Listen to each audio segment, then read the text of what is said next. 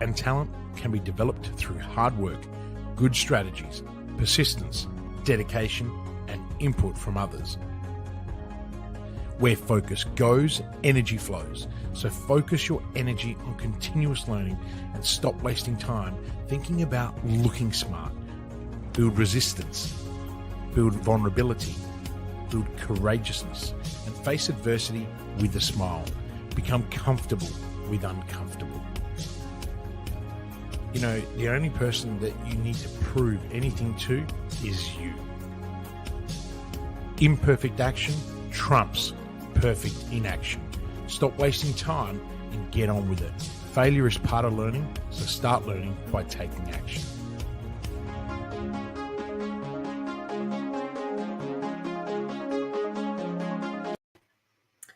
Kristian Lavolsi, welcome to the hot seat.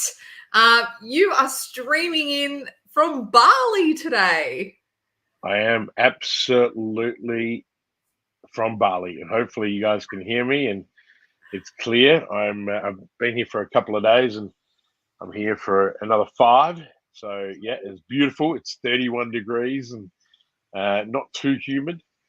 That sounds amazing. Amazing. Warm weather. I can't wait for that to come back. I can tell you we had another cold snap here in Sydney and it actually hailed this week as well. So random hail. But I hope you're having a fabulous time enjoying just a few short weeks until your wedding now. So you're off enjoying some time out before the big event. I absolutely am. We've got there's 6, 7 of us already here, and there's another 2 arriving today and another 2 tomorrow. So it's the geriatrics are out.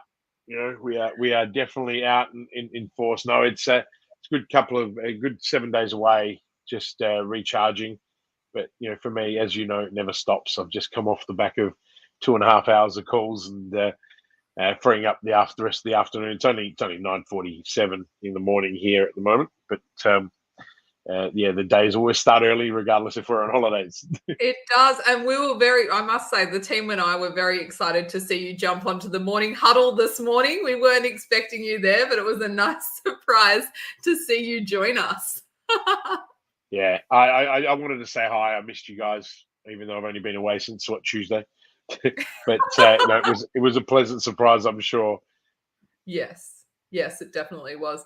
All right, let's get into this. We're here for the hot seat. Let's get this done and dusted, and you can get back to drinking cocktails or whatever it is you're spending your days doing at the moment. So why are we doing this? We're answering the questions that are coming in from our polls here on LinkedIn, whether you're watching us on Facebook or on YouTube.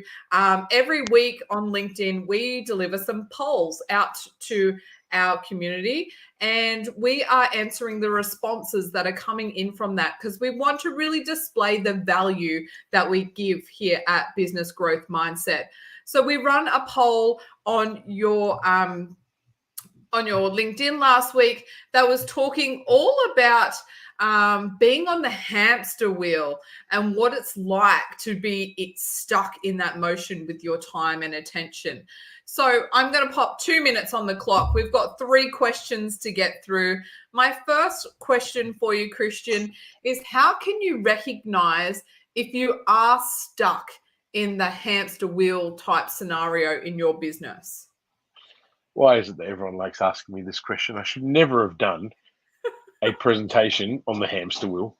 Okay, so how do you recognize it? Look, first thing is, you know, when you are working long and tireless hours as a business owner, or even as an executive, that is, when you have an exhaustive list of staffing issues, your clients are not paying you on time, is also a really good sign that you are feeling the effects of the hamster wheel. Unrealistic client demands, as well as false expectations. The other one is that you're not making enough money. You know, as business owners, I meet so many people at events where they I just don't feel like I'm making enough money. Well, if you love what you do, the money will come. And then you start to break down why, and it's because they're just spinning, constantly spinning in hamster wheel, and it's a really vicious cycle. You don't have any time. If you're one of those people that says you don't have any time, then you are definitely in the hamster wheel. I've got all the time in the world. And anyone that knows my schedule, Tracy, who's probably listening to the call, my EA, who manages my life, she always says, if people say they have no time, you have to meet Kristian, because he's got plenty of it and he works all day. The other one is if you're not feeling valued. If anyone out there is not feeling valued, then you're likely in the hamster wheel. Okay. And also the one that's the most important to me is that your family life is non-existent because you're not present. So, even while I'm away, I've been sending texts. I'm not sure the school's too happy about it. Text to Leonardo's iPad during the day to tell him I love him and miss him.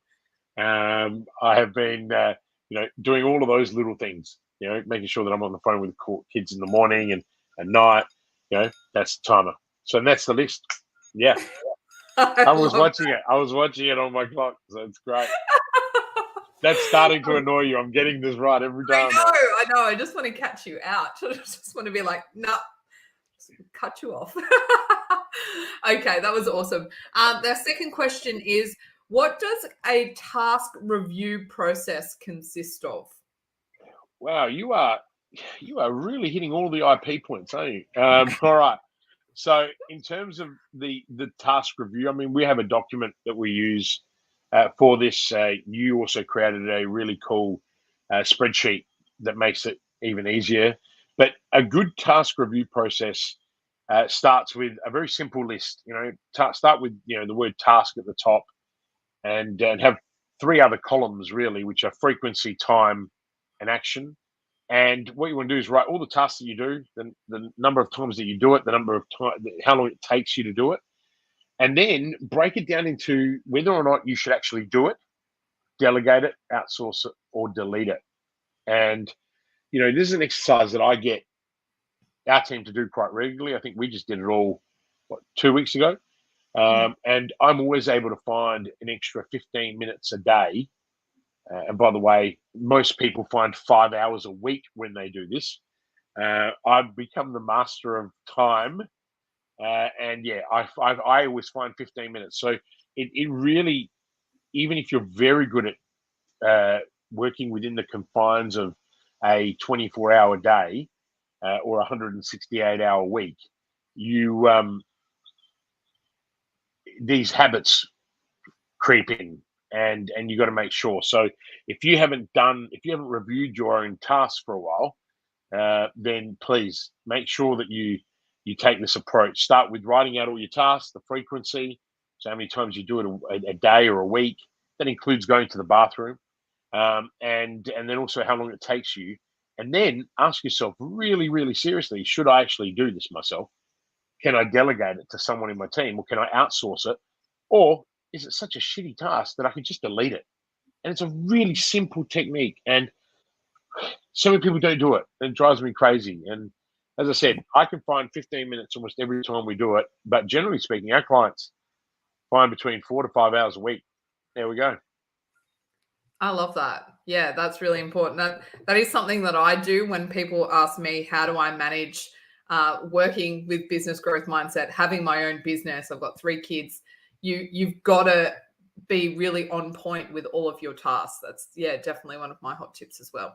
All right, my third question for you is, what should you implement to ensure that you are always moving forward in your business? The $1 million question. Right. Look, I think let's keep it really simple. Goals.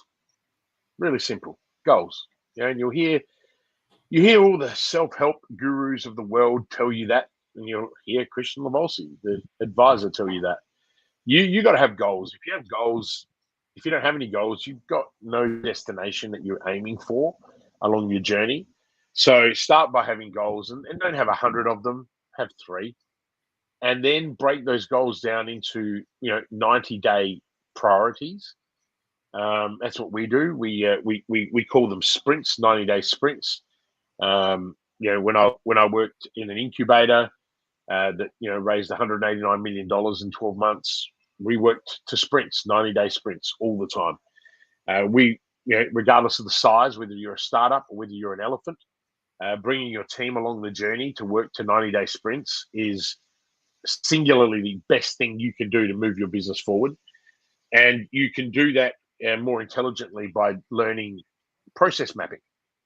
So we call it process accountability charting, and we do that on the back of functional accountability charting, which is gap analysis. So if you want to move your company forward, start with some goals. Well, ideally start with a vision. I'm assuming you'd have a vision, right? Start with a reason why you're doing it, but then break down 3 goals, then break those goals into 6 to 8 90-day priorities, and that's maximum, and then take those and break them down into to-do lists, another 8 small tasks on how you're going to do it. And if you do that, I can guarantee you that you will scale faster than you ever have. But more importantly, you'll also just get a lot of stuff done, and you will do it and you'll enjoy it. And, when we go back to anyway, there you go. I love that. That's a really important point. And it is those smaller wins that makes you feel like you're getting so much more momentum and more success. And then it just compounds on top of that, right? Yeah. Absolutely. I mean, life's about small wins. I used to spend my whole life searching for the big wins. And that led me to catastrophic failure because I wasn't failing often and I wasn't failing quickly.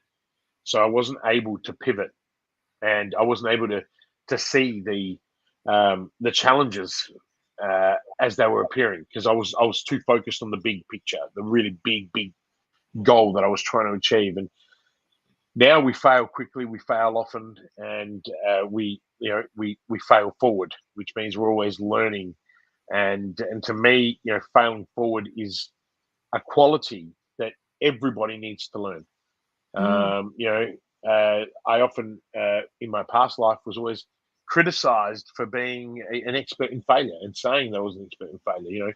I was mocked by journalists, and I think it's really funny because I make more from a keynote talking about failure than I do anywhere else.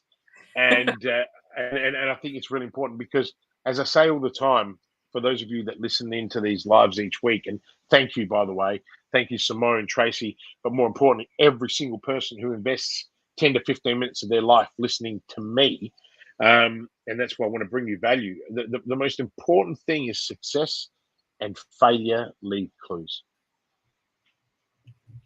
I'm pretty sure I stole that off Tony Robbins, but I am going to steal it and own it and do whatever it takes because it is really true. Yeah. And don't just listen to my failures. Don't listen to my successes. Ask really cool questions of people you meet. What's the worst thing someone's going to say to you? No, I don't want to share it with you. And if that's what someone says to you, they're not the right person to help you. Yeah. Right. Yeah. And to me, that's heartfelt leadership. It's authentic leadership. It's servant leadership. And as Jim Collins says, it's level 5. And, we're all about taking people from good to great. I've been on client calls this morning, and I was on the call to one of the MDs of a large engineering firm, one of my clients, Jeremy. And I said, Jeremy, what do we need to talk about? He goes, why are you even speaking to me today? I know exactly where you are. I know what you're doing. and he goes, and I said, let's just, we've got some big things we've been working on, and we covered off. And in 3 minutes, he was just like, yeah. I said, we don't have anything to talk about. And it's like, that's when the magic, when you just hit that button and you just know. And, I'm incredibly grateful to all the people that are in my life, clients, family, you guys, my whole talent, as Simone always says, we're your talent. I'm like, yeah, not every day. Talent. But you I are. like saying that. And just a personal share from my perspective, when I first reached out to you through LinkedIn and said, hey, I need a bit of a hand, I need some help, I was on that hamster wheel so significantly without actually the awareness that I was, that I couldn't even answer the questions that you were posing to me. I was just in this fog, in this cloud of not even knowing. And the one thing that you made me do was stop and just not do anything for 24 hours. And I actually really struggled with that whole concept. But just taking that pause allowed me to just reset and refocus and forge forward with so many different aspects. And I could see the opportunities coming from taking that pause. Now, I want to just say that anyone listening, Simone just gave you the biggest solution to getting off the hamster wheel. So I'm not allowed to give solutions on these calls, apparently. That's why I get asked these questions and no one tells me what the questions are before they come in. So, but seeing you gave it away, and hopefully everyone was listening, if you feel like you're experiencing any of the symptoms that I shared with you earlier, stop everything you're doing for 24 hours and see what happens to you. And when I did this to Simone, I do this to all my clients. And wow, I mean, I remember Simone going, "What in the hell?" And I said, "I know, you thought you could do it. Most people can't." And, you know, it just goes to show you, and all of a sudden you can just start to unpack everything that's happening to you. And very quickly you can come up with the answers. Resetting is not very hard, right? It's just you got to give yourself time to reset. Absolutely. Absolutely. Well, Kristian Lavolsi, thank you very much for your time. You are on your Bucks week of holiday. I was just going to show you a better view of the swimming Bali. Well, I'm just going to show you a bit of view. So that's a swimming pool all the way through the center. Wow. So that's one pool. So and then the beach is, if I can, yeah, it's not going to work. But the beach is just there, right there. That is yeah, the guys have been sitting on bin bags down That's the beach amazing. drinking bucket loads of bintang, and I'm just like, guys, I hope you're starting to work on some connections and making some rapport with the resorts over there, and then potentially our annual retreat for our Evolve Mastermind can go to Bali. Let's get out of Australia. So I can tell you, Simone, that I called Lucy on Wednesday yesterday. I said, "Honey, I've already booked for us to come back at a family trip here. This is the Indigo in Seminyak, and it's a property that was built in 2017, launched in 2018, and then ravaged by COVID. So it is stunning. It's state of the art. It's just phenomenal. And I've got to tell you something. If I thought that I was going to lose some weight before the wedding, we are eating so much. It's disgraceful. But I did go to the gym this morning. So I did, even on holiday, I went to the gym. Well, there was funny. There was, out of all the guests that are probably staying here, the 3 people that were in the gym was us. And 2 of them looked a little rough compared to me, who'd been in bed early. But anyway, not for that. But look, thank you. I look forward to seeing you all next week. But for now, I'm going to enjoy this amazing weather in the pool, and we're actually off to a beach club this afternoon. So that's going to be fantastic. Reset, refocus, and align. We have our first live event coming up at the end of September. So if you are ready for to level up your business and get in and start making some progress and see 2022 end in a spectacular way, please feel free to reach out to myself or the BGM team to hear all about the features and the exciting things we do inside of Business Growth Mindset. So Kristian Lavolsi, enjoy your holiday, and we will see you next week. All right. Live with purpose, guys. Bye-bye.